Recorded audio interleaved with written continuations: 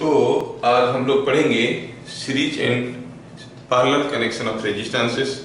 ठीक है, तो वैसे सबको मालूम है सीरीज कनेक्शन क्या है, लेकिन हम लोग थोड़ा डिफाइन करने की कोशिश करेंगे। Two resistances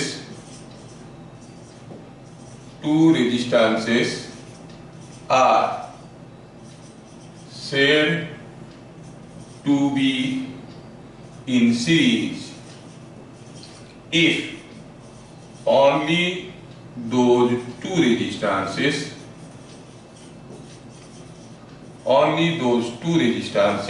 are connected at a point.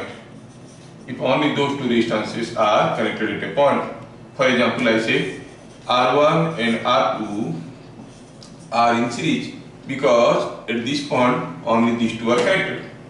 But if I draw another figure, R1, R2 and there is another R3, then at this point R1 and R2 are not the only two resistances connected. You say they are not in series because there is a third connection existing. So if only two resistances are connected at a point, you say those two resistances are in series. We are always talking about two.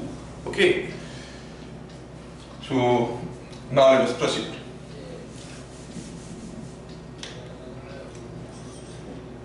Suppose here is a resistance. I draw a figure here. I say here is a resistance R1 and this is resistance R2. I want to represent equivalently them, the series combination, by a single resistance R equivalent. I shall call this as the equivalent of these two in series if by connecting a battery of potential difference V volt, whatever current goes here, by connecting a battery of V volt here too, you are getting the same current. Then you say ये अकेला इन दोनों का बराबर है. Quite simple. ये इन दोनों का बराबर है. कब? कंडीशन आपको समझ में आ गया? चलिए, तो पहला चीज जो नोटिस हो रहा है इन case of series connection,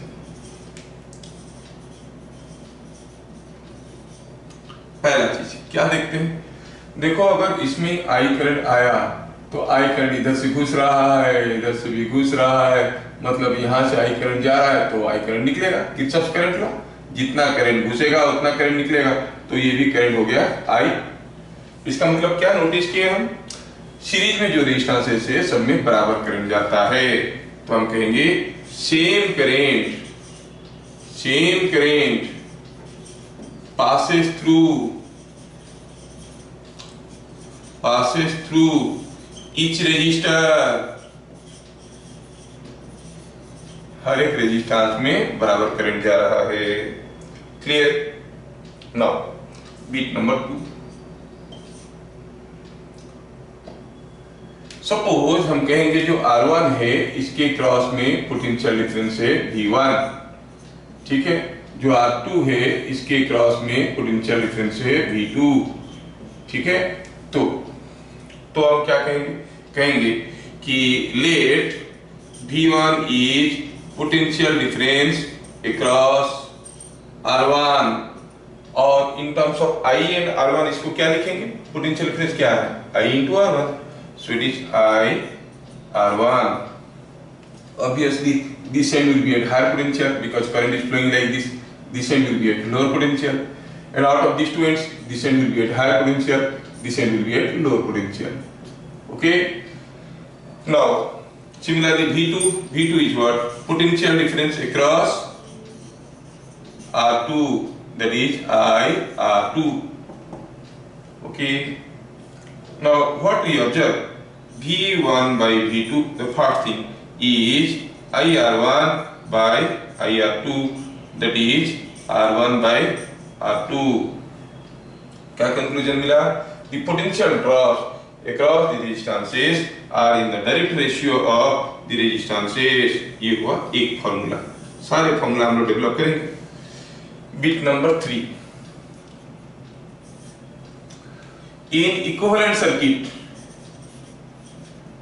equivalent, in the equivalent circuit, मतलब ये वाला सर्किट में what is the potential difference across this. आप इधर से भी आ सकते हो, इधर से भी आ सकते हो। इधर से करंट जा रहा है आई, इधर से आया तो आई आर इक्विवेलेंट, इधर से आया तो वी, तो हम कह सकते हैं V is equal to I R equivalent. Okay, now KVL to first circuit. First circuit को अगर हम KVL लगाएंगे तो कैसे करेंगे? एक जगह से शुरू करेंगे, घूम फिर के वापस आएंगे, जितना गेन होगा उतना लॉस होगा। When you are going like this, here you are gaining V, here you are going in the direction of current, you are losing V1, क्योंकि हायर से लोअर जा रहे हैं V1, फिर यहाँ से यहाँ पर जा रहे थे अगेन लूज कर रहे हैं कितना V2, that is equal to 0, that is V is equal to V1 plus V2। इसका मतलब sum of potential drops across individual resistances is equal to supply voltage। कहने का मतलब हुआ अगर हम यहाँ पे 20 वोल्ट अप्लाई किए, यहाँ पर 6 वोल्ट ड्रॉप हो रहा है, तो बाकी इधर कितना ड्रॉप हो रहा होगा? 14 वोल्ट ड्रॉप हो रहा होगा, because V is equal to V1 plus V2। समझ में आया? तो ये आया दूसरा इंपॉर्टेंट फॉर्मूला जिसके ऊपर क्वेश्चंस आएंगे। मैं हाईलाइट कर रहा हूं इंपॉर्टेंट पॉइंट्स को। अभी V के जगह अगर वैल्यू डाल देंगे तो क्या आएगा? देखो तो I R equivalent is equal to, लिख दिए V1 के जगह I इंटू R1, V2 के जगह I into R2, so I R1 plus I R2, और इसमें से हमें क्या मिला? R equivalent is equal to R1 plus R2। ये एक इंपॉर्टेंट फॉर्मूला मिला। तो तीन चीज यहां पर याद रखने के लायक है। एक हुआ V1 में V2 is R1 by R2, V is equal to V1 plus V2, and R equivalent is equal to R1 plus R2। The equivalent resistance is ordinary sum of individual resistances। समझ में आया? ये तीन point को ध्यान में रखना। इसमें इनके सब सीरीज कनेक्शन। सबसे इंपॉर्टेंट क्या है जिसके ऊपर ज्यादा क्वेश्चन आता है?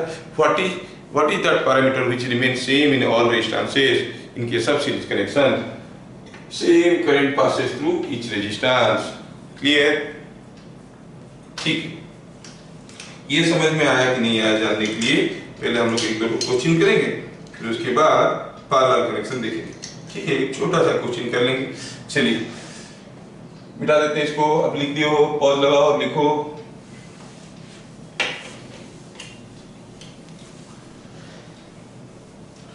अच्छा, अभी सीरीज कनेक्शन के ऊपर हम लोग एक न्यूमेरिकल लिखेंगे, छोटा सा question.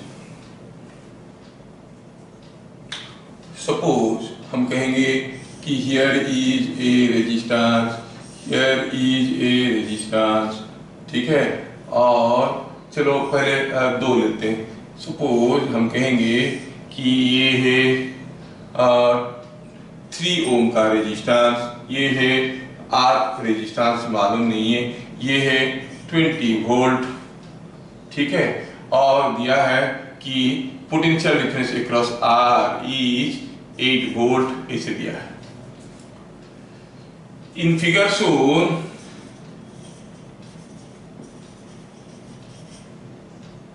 PD across R is 8 volt. सारा फॉर्मूला लगाने की कोशिश करेंगे। Bit number 1, what is PD across 3 ohm, what is current in R, what is value of R। तीन क्वेश्चन दिया, ठीक है, ये एग्जाम्पल है। तो देखो तो what is PD across 3 ohm। हम कहेंगे कि if solution V V3 is potential difference across 3 ohm. VR is PD across R जो कि दिया गया है 8 volt. V is supply voltage और supply potential difference जो कि दिया गया है 20 volt. Then what is the relation between them? V must be equal to V3 plus VR. है कि नहीं? पहला क्वेश्चन आ गया, यूज कर लिए हम लोग. तो हम क्या कहेंगे? तो ये कैसे हुआ? By Kirchhoff's voltage law. अभी थोड़ी देर पहले लिखे थे, हो गया ना. इसका पोटेंशियल डिफरेंस प्लस इसका potential difference is equal to इसका potential difference. So 20 is equal to V3 plus 8. मतलब V3 कितना है? 12 वोल्ट. हाँ, पता चल गया. बीट नंबर 1 खत्म. Bit number 2, what is current in R? अच्छा बताओ, ये 3 ओम है, ये R ओम है, किसमें ज्यादा करंट होगा? नहीं सर बता नहीं सकते, R कितना है मालूम नहीं. अरे नहीं, सीरीज में है तो सब में करंट बराबर होगा. तो हम क्या कहेंगे? Current through R is equal to current through कितना? 3 ohm is equal to V3 potential difference across 3 ohm by resistance of 3 ohm. V3 कितना था? 12 वोल्ट बाय 3 कितना हो गया? It is 4 ampere. इसका मतलब 3 ओम में करंट जा रहा है 4 ampere and that is same as current through R. So current through 3 ohm is same as current through R. Why? Because they are in series. तो current through R is 4 ampere. What is value of R? अच्छा, beat number 3, PD across R is 8 volt. ये दिया गया है ना. तो हम कहेंगे 4 इंटू R. करंट कितना हो गया है? पता चल गया है कि 4 एम्पियर है. 4 into R is equal to 8 volt. Implies R कितना है? R is 2. समझ में आ रहा है? तो R हो गया 2. समझ में आया? सिंपल सा क्वेश्चन, उसको डायरेक्टली हम लोग कर रहे हैं.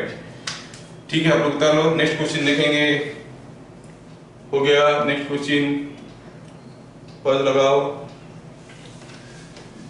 दूसरा क्वेश्चन देते हैं.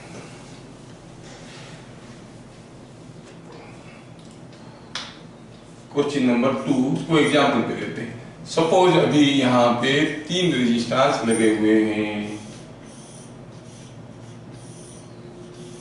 ठीक है, और ये V वोल्ट है, ये 2 ओम है, ये 3 ओम है, ये 5 ओम है. ऐसा करके वैल्यूज दिया गया है.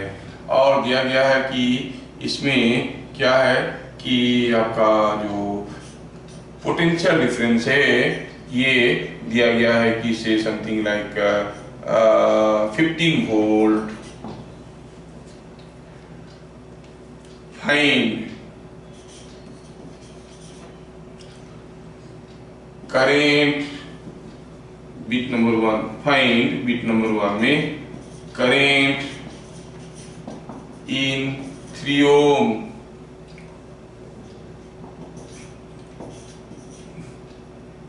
ratio of potential difference across 2 ohm and 3 ohm. Bit number 3, find value of V. ऐसे करके पूछा है. ठीक है, तो करंट इन 3 ओम पूछा है. यहाँ पर क्या दिया गया है? सॉल्यूशन देखते हैं. सॉल्यूशन में potential difference across 5 ohm across 5 ohm is equal to 15 volt. So current in 5 ohm is equal to 15 by 5 is equal to 3 ampere. और ये सारे तो सीरीज में है. अगर सारे सीरीज में है तो कैसा होगा? As all are in series, all are in series, therefore current in each register is same. So current in 3 ohm, current in 3 ohm, current पूछा है, current in 3 ohm कितना होगा ऐसे पूछा है, current in 3 ohm is 3 ampere। अच्छा, ये हो गया बीट नंबर 1। बीट नंबर 2 में क्या पूछा है? Ratio of potential difference across 2 ohm and 3 ओम। हम जानते हैं कि हर एक में बराबर करंट जा रहा है, तो हम कहेंगे V2 by V3 is equal to I into 2 by I into 3 is 2 by 3, because the potential drops are in direct ratio of the resistances. ठीक है ना? Bit number 3, what is value of V? तो चलो पहले हम निकालते हैं V2 क्या है। V2 is nothing but I into 2 and I we have already calculated 3 into 2 is 6 volt। V3 कितना है? I into 3 that is 3 into 3 कितना है? 9 volt। और V5 कितना है? वो तो दिया गया है 15 volt। अब V क्या होगा? जो ही वोल्टेज सप्लाई होगा वही ड्रॉप होगा। This voltage plus this voltage plus this voltage must be equal to this voltage. So V equal to V2 plus V3 plus V5, that is equal to 6 volt plus 9 volt plus 15 volt is equal to 30 volt। तो पता चल गया V कितना है? 30 volt। देख रहे हो ना, मैं सारा इक्वेशन को यूज कर रहा हूँ जिसको ब्लॉक बनाया था, ये वाला इक्वेशन, ये सबको मैं बार बार यूज कर रहा हूं। समझ में आ रहा है क्या? ठीक है, तो सीरीज कनेक्शन आपको समझ में आया। इसके ऊपर बहुत सारे क्वेश्चन हम लोग करेंगे, फिलहाल तो फंडामेंटल समझाने के लिए ये 2 क्वेश्चन हम लोग किए। ठीक है, चलिए अब देखते हैं parallel connection.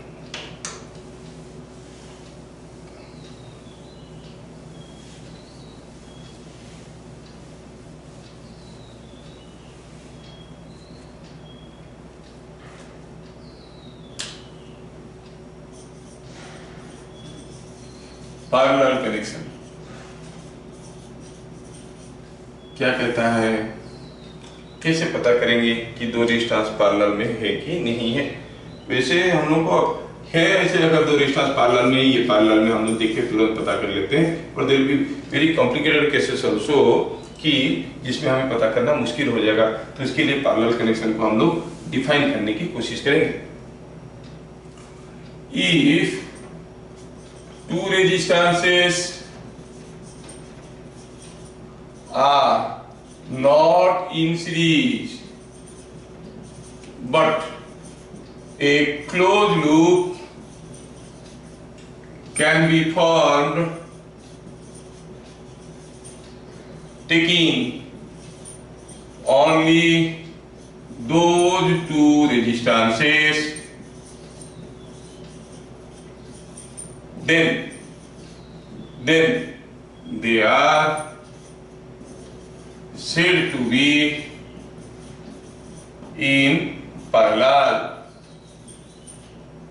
They are said to be in parallel।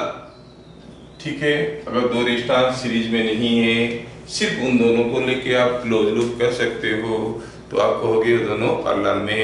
Definition देख के घबराना मत, काफी जगह आप देखोगे स्कूल बुक में ये डेफिनेशंस नहीं है, मैं जो दे रहा हूँ कोई भी बुक में नहीं है, ये सब मेरा अपना फंडा है समझने की। तो इसको आप देखोगे काफी केसेस में पैरेलल रहेगा, पहचान नहीं पाओगे, लेकिन अगर आप ये डेफिनेशन अप्लाई करोगे तो हो जाएगा। जैसे देखो तो ये छोटा सा केस में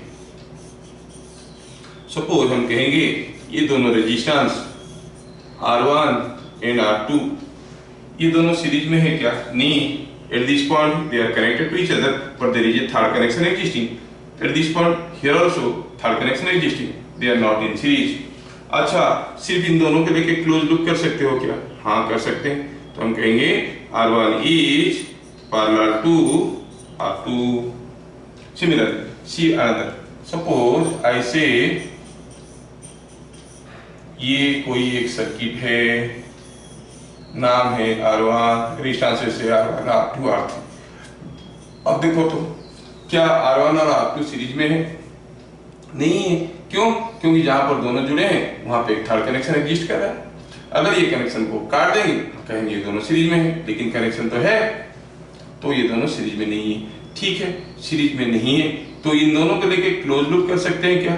हाँ कर सकते हैं। देखो एक क्लोज लूप बन रहा है R1 R2 को लेके, तो आप कहोगे R1 is parallel to R2। What about R2 and R3? Are they in series? हरदम दो ठो लेके चेक करना है, दो से ज्यादा नहीं लेना है। R2 and R3 they are connected here, but there is a third connection existing, so they are not in series. But taking only R2 and R3, can you form a closed loop? Yes. तो हम कहेंगे R2 and R3 are parallel to each other, means R2 is parallel to R3। अब देखो ये इसको parallel है, ये इसको पैरेलल है, ये इसका भाई, ये इसका भाई, तो तीनों भाई भाई हो गए ना, तो हम कहेंगे तीनों पैरेलल हो गए। आप कहोगे R1 और R3 भी पैरेलल है? हाँ पैरेलल है। तो देखिए हमारा डेफिनेशन काम करता है क्या? क्या R1 और R3 सीरीज में है? नहीं है, कहीं भी तो कनेक्टेड नहीं है, दूर दूर है एक दूसरे से। क्या उन दोनों को लेके हम क्लोज लूप कर सकते हैं? हाँ कर सकते हैं। ऐसे जाओ ऐसे जाओ, टेकिंग ओनली R1 और R3 you can form a close loop. All the three are parallel to each other. समझ में आ रहा है क्या? और एक कनेक्शन देता हूं आपको। सपोज मैं आपको ऐसा एक सर्किट देता हूं, ये सर्किट में आपको बोलना है कौन किसके साथ पैरेलल में है। ये R1 है, ये R2 है, ये R3 है, ये R4, R5। बताओ ये सर्किट में कौन किसके साथ सीरीज में है, कौन किसके साथ पैरेलल में है? बोलो। क्या R2 R3 सीरीज में? नहीं। क्यों? क्योंकि इधर ये थर्ड कनेक्शन, यहाँ पे तीसरा कनेक्शन आ रहा है। क्या R2 R3 पैरेलल में है? देखते हैं क्या सिर्फ इन दोनों को लेके क्लोज लूप कर सकते हैं? करेंगे तो अरे नहीं, रास्ते में तो R1 आ रहा है, सिर्फ इन दोनों को लेके क्लोज लूप नहीं कर सकते, रास्ते में R1 भी आ रहा है, तो R2 और R3 सीरीज में भी नहीं है, पैरेलल में भी नहीं है। तो फिर ढूंढो, ढूंढो कैसे देखेंगे? क्या हम कहेंगे कि R2 एंड R4 ये दोनों सीरीज में है क्या? यहाँ पर दोनों कनेक्टेड है and there is a third connection existing, so R2 and R4 are not in series. क्यों? क्योंकि there is a third connection. क्या R2 और R4 को लेके क्लोज लूप कर सकते हैं? हाँ कर सकते हैं। देखो तो ये क्लोज लूप बन गया है ना, तो हम कहेंगे R2 is parallel to R4। समझ में आया क्या? सिमिलरली ढूंढो तो और कोई पैरेलल कनेक्शन दिख रहा है क्या आपको? थोड़ा ध्यान से अगर देखोगे तो ये जो R1 है और ये जो R5 है, ये दोनों सीरीज में है क्या? नहीं। जहां पर दोनों जुड़े हैं वहां पर तो बहुत सारा कनेक्शन है, they are not in series. क्या सिर्फ इन दोनों को लेके क्लोज लूप कर सकते हैं क्या? हाँ कर सकते हैं, यस कर सकते हैं। तो हम कहेंगे R1 is parallel to R5। ऐसे करके आपको ढूंढना पड़ेगा सीरीज और पैरेलल कनेक्शन। ठीक है, ओके। थोड़ा इसको आप समझ लीजिए, बढ़िया से लिख लीजिए, फिर इसको आगे बढ़ाएंगे। ठीक है,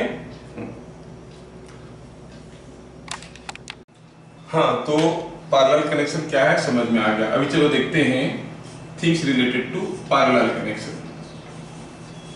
पैरेलल कनेक्शन,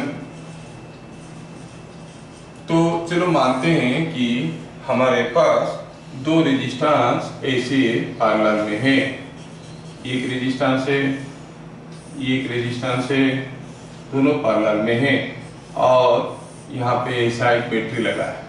आप क्लियरली देख रहे हो कि R1 and R2 are not in series but they can form a close loop. अब इसको मैं इक्विवेलेंटली एक सिंगल रेजिस्टेंस से रिप्रेजेंट करना चाहता हूं, I call it R equivalent. Okay, अब ये अकेला इन दोनों का बराबर तब कहा जाएगा जब यहां पर भी V वोल्ट अप्लाई करें तो सेम करंट जाएगा जितना इसमें जाता था, है कि नहीं?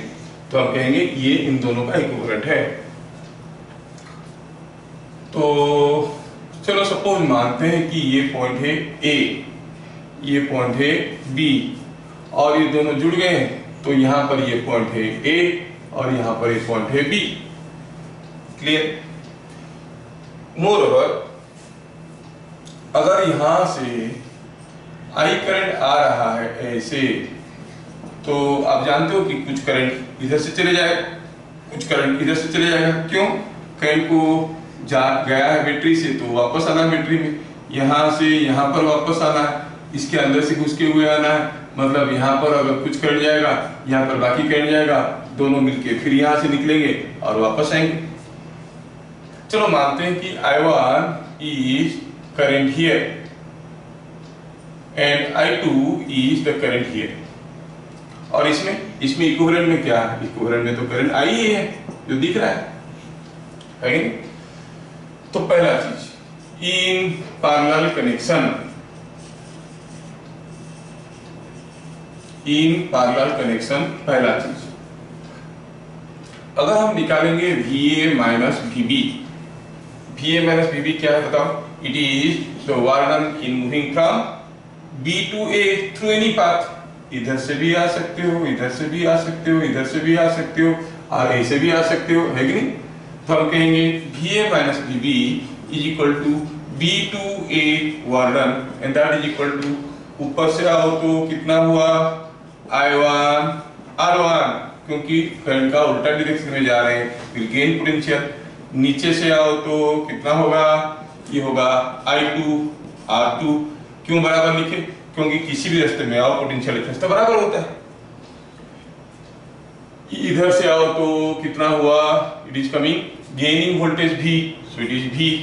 और इक्विवेलेंट सर्किट में देखेंगे तो B to A जाए तो यहाँ पर करंट है I, कितना होगा? VB minus VA is equal to I into R equivalent, like this। So like this we find the relations are coming. But what is I1 R1? Potential difference across this, I2 R2 potential difference across this। तो हम क्या कहेंगे? In parallel connection what we observe out of this? We find that potential difference across each resistor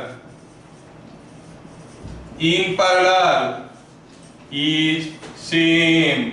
R1 में जितना potential difference है R2 में उतना ही potential difference है कि नहीं? उसमें सीरीज कनेक्शन में क्या बराबर होता था? करंट। अभी क्या बराबर हो रहा है? Potential difference. So potential difference is same in each resistor. इसमें जितना पोटेंशियल डिफरेंस होगा उसमें उतना होगा। 10 तो रेजिस्टेंस पैरेलल में लगा दो, सब में पोटेंशियल डिफरेंस बराबर होगा। ठीक है? Number 2, if I1 is current through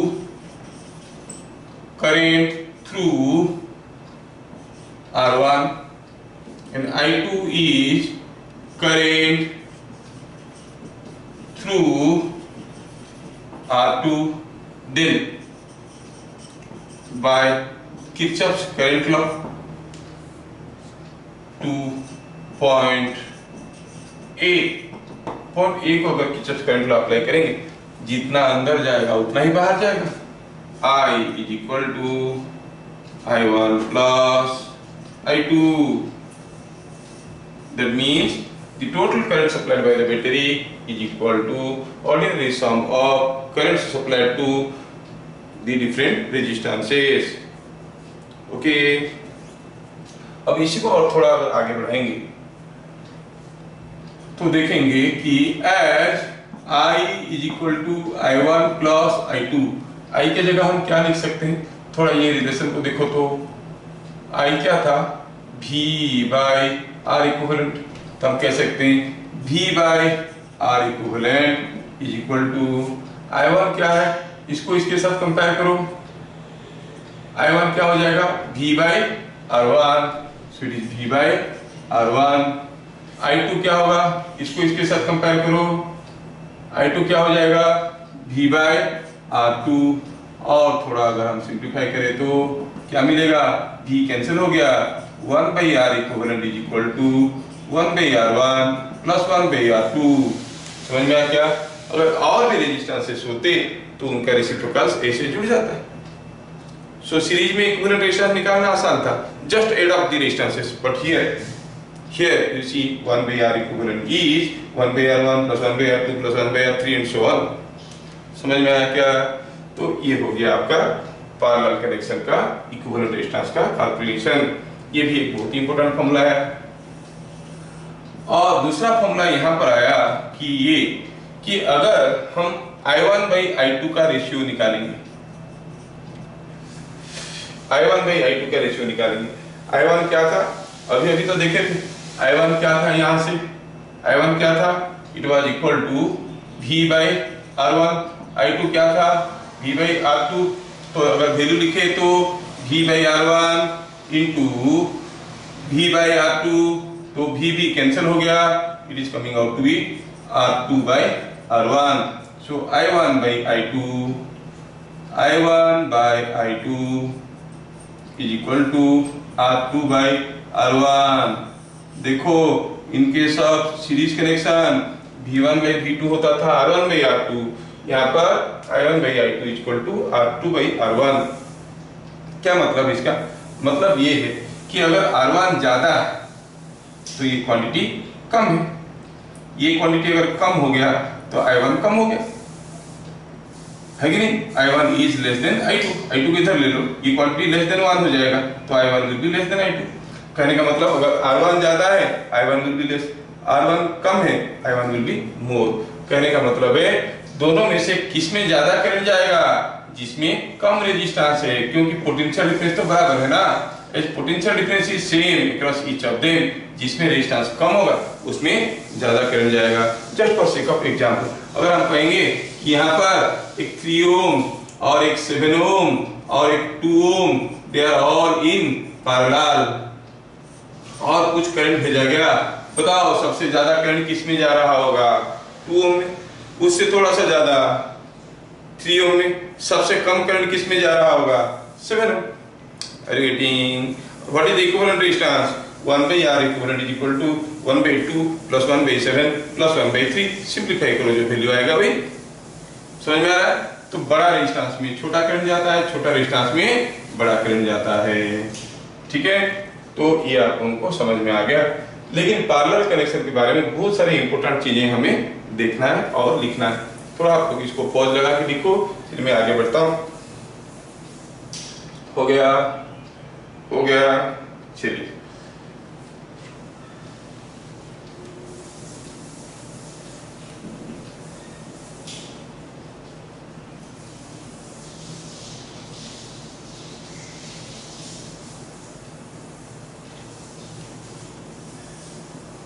Important facts।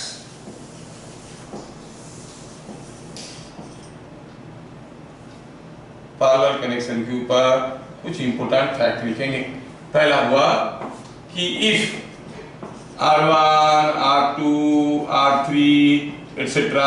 are in parallel, तो 1 by R इक्विवेलेंट कितना होगा? 1 by R1, 1 by R2, 1 by R3 and so on.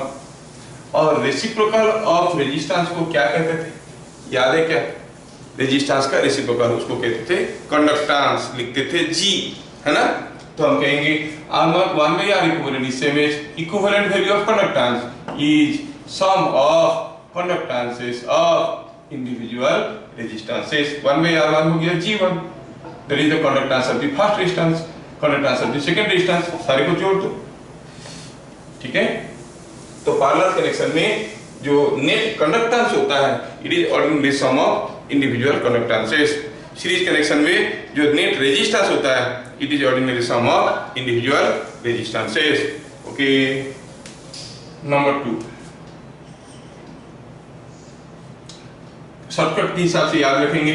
If R1 is parallel to R2 तो 1 by R equivalent कितना हो जाएगा? 1 by R1 plus 1 by R2। इसको अगर आप सिंप्लीफाई करो तो क्या मिलेगा? R1 R2 by R1 plus R2। ऐसे कैलकुलेट करना थोड़ा फास्टर हो जाता है। जैसे हम कहेंगे 3 ohm is in parallel with 6 ohm, equivalent resistance कितना होगा? आप लिखोगे 1 by R equivalent is equal to 1 by 3 plus 1 by 6। Simplify करो और निकालो। जल्दी कैसे होगा?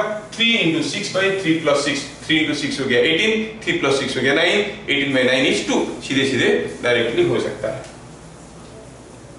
तीसरा इंपोर्टेंट, अब देखोगे सीरीज कनेक्शन में क्या होता था। अच्छा ठीक है, if n number of resistances each of R ohm are in parallel, तो R इक्विवेलेंट कितना होगा, तो हम कहेंगे 1 by R equivalent will be equal to 1 by R, 1 by R कितने बार इसे लिखेंगे, n times, and that comes out to be n by R, है कि नहीं। तो R इक्विवेलेंट कितना हो जाएगा, it is R by n। ये भी काफी काम में लगता है। अगर हम कहेंगे 6 number of 20 ohm are in parallel, तो R इक्विवेलेंट कितना होगा, R by 6, that is 20 by 6, 10 by 3 ohm। समझ में आ गया ना, R equivalent is R by n। 6 number of 20 ohm resistances are in parallel, तो आप क्या कहोगे, equivalent resistance is 20 by 6 R by n। ठीक है, नेक्स्ट नंबर 4। अब देखो सीरीज कनेक्शन में अगर हम कहेंगे एक 1 ओम है, एक 2 ओम है, एक 5 ओम है, ये सीरीज में है, तो इक्विवेलेंट रेजिस्टेंस कितना हुआ, 5 plus 2 plus 1 कितना हो गया, 8। वो ये जो सर्किट था इसमें सबसे बड़ा रेजिस्टेंस क्या था, 5। इक्विवेलेंट रेजिस्टेंस सबसे बड़ा रेजिस्टेंस से भी ज्यादा है, इक्विवेलेंट रेजिस्टेंस सबसे बड़ा रेजिस्टेंस से भी ज्यादा है। कौन सा कनेक्शन में, सीरीज कनेक्शन में, ठीक है। ठीक उसका कॉन्ट्रास्ट है पैरेलल कनेक्शन में, जो इक्विवेलेंट रेजिस्टेंस होगा वो सबसे छोटा रेजिस्टेंस से भी छोटा होगा। समझ में आ रहा है क्या, तो क्या लिखेंगे, when a number of resistances are in parallel लिखते हैं parallel, the equivalent resistance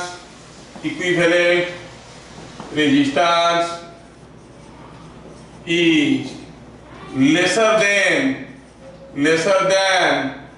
the least resistance in circuit। कहने का मतलब हुआ अगर हम 2 ओम, 3 ओम, 100 ओम, 50 ओम और 1000 ओम को पैरेलल में ले लेंगे, तो जो इक्विवेलेंट रेजिस्टेंस होगा कैसे निकालेंगे, 1 by R equivalent is equal to 1 by 2, 1 by 3, 1 by 100, 1 by 50, 1 by 1000, ऐसे करके निकालेंगे। जो इक्विवेलेंट रेजिस्टेंस जो वैल्यू निकलेगा, आप देखोगे जो R इक्विवेलेंट निकलेगा वो सबसे छोटा कौन था, 2 से भी छोटा होगा, it will be lesser than the least resistance in circuit. समझ में आया क्या, इज दैट क्लियर। हाँ, नेक्स्ट वन इज, ये लिखना क्या है तो समझ में आ गया होगा, चाहो तो लिख सकते हो पॉज लगा के। नेक्स्ट इंपॉर्टेंट पॉइंट हुआ करेंट डिवीजन फॉर्मूला। ये बड़ा इंपॉर्टेंट फॉर्मूला है, ये करेंट डिवीजन फॉर्मूला भी हम लोग देखेंगे, जो कि बड़ा इंपॉर्टेंट फॉर्मूला है, इसको बार बार यूज करना है, ठीक है। ठीक है,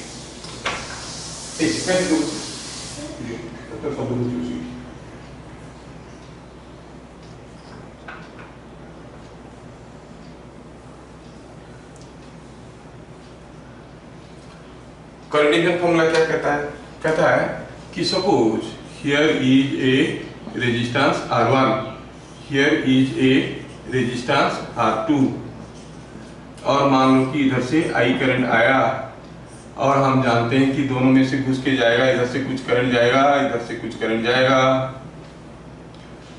जो बड़ा रेजिस्टेंस होगा,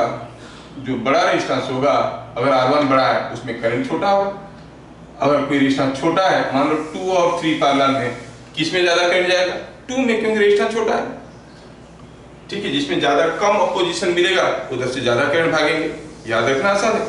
ठीक है ना, जिसमें कम ऑपोजिशन मिलेगा उधर से ज्यादा करंट भागेगा, जिधर से ज्यादा ऑपोजिशन मिलेगा उधर से कम करंट मिलेगा, है कि नहीं?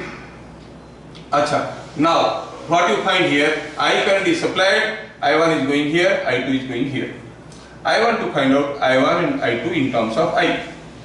एक चीज तो हमें समझ में आ रहा है कि as PD is same in R1 and R2, same across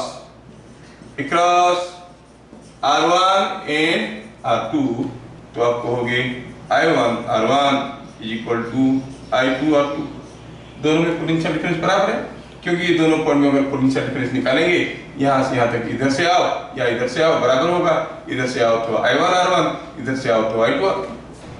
तो इससे क्या पता चला? पता ये चला कि जो I2 है it is I1 R1 by R2। I2 का वैल्यू क्या हो गया? I2 is I1 R1 by R2। Again और क्या मालूम है हमें? हमें मालूम है कि जो I है वो I1 प्लस I2, जितना करंट घुसेगा उतना ही तो निकलेगा। किरचॉफ्स करंट लॉ हम लोग पहले देखें, incoming current is equal to outgoing current. समझ में आ रहा है कि मैं भागे जा रहा हूं, आप लोग देखे जा रहे हैं, नोट बना रहे हो ना ठीक से? ठीक। अब I तो I है, चलो I1 तो I1 है, I2 की जगह वैल्यू डाल देते हैं। I2 की जगह क्या डालेंगे? I1 R1 by R2। और इसको सिंप्लीफाई करो, जगह नहीं है, मैं कर सकता हूं डायरेक्टली। मैं I1 को एक तरफ रखता हूं, कॉमन ले लिया I1, बाकी को इधर लाके डिवाइड कर दिया, तो मिलेगा क्या? I into R2 by R1 plus R2। तो I1 क्या हो गया देखो तो, I1 is coming, R2, I1 here is opposite resistance by summation of the resistances into total current going into the circuit। समझ में आ रहा है? और अगर हमें I2 निकालना होगा, I1 निकालने के बाद अगर I2 निकालना होगा तो हम कहेंगे I माइनस I1। I1 पता चल गया है, I मालूम है, तो I माइनस I1 कर लो तो हमें I2 मिल जाएगा। तो ये सब तो आप लोग लिख चुके होंगे, मैं भी मिटाता हूं, पॉज लगा के लिखो। तो क्या मिला इसमें? मिला इसमें ये कि जो हमारा I1 है वो क्या होता है? I1 current here opposite resistance by summation of the resistances into total current going into the circuit I2। चाहे तो आप I minus I1 लिख सकते हो या फिर इस फॉर्मूले को यूज कर सकते हो। करंट हियर opposite resistance कितना है? R1 by summation of the resistances that into total current। समझ में आया क्या? इसको कहते हैं current division formula. Without using pen and paper, can you tell me what is the current here? Suppose here is 3 ohm, here is 6 ohm, here is 18 ampere of current is coming. What is the current here? Current here, अच्छा, opposite resistance by summation of the resistances into total current कितना हो गया? 9 into ये हो गया 18, तो हो गया 2 into 6 हो गया 12।